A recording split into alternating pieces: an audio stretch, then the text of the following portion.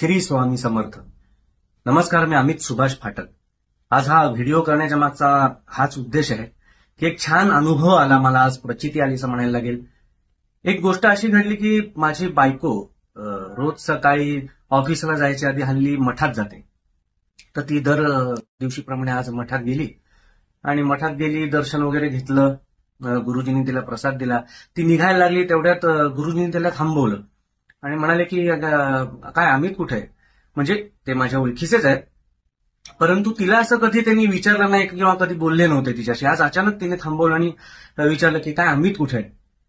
मग तिने सांगितलं की घरी आहे वगैरे वगैरे. आणि मग बरं ठीक आहे केलं आणि मग तिला प्रसाद वगैरे दिला आणि ती निघाली. मग बाहेर येऊन तिने मला फोन केला की काय माहिती, स्वामींची पण कदाचित इच्छा असेल तर तू 1-2 दिवसात जाऊन ये, उद्या परवात किंवा असं कधी. तर मी म्हटलं ठीक आहे, उद्या कशाला, आजच जातो.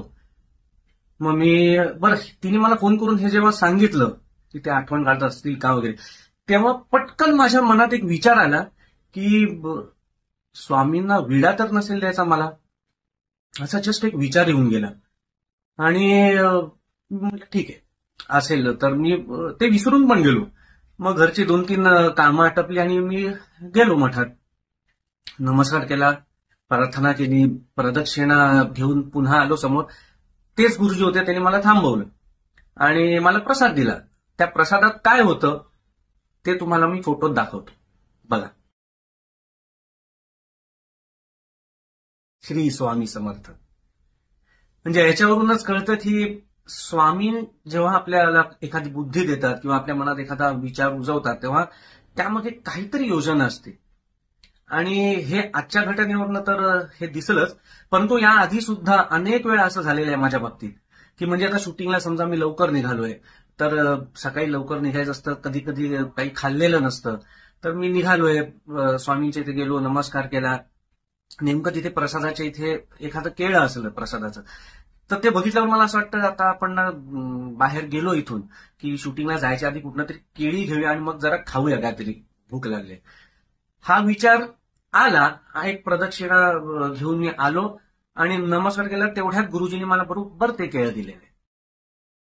असंच कधी वाटायचं की विड्याकडे लक्ष द्यायचं, असं वाटायचं हा विडा आता मिळाला तर काय म्हणजे सुख आहे.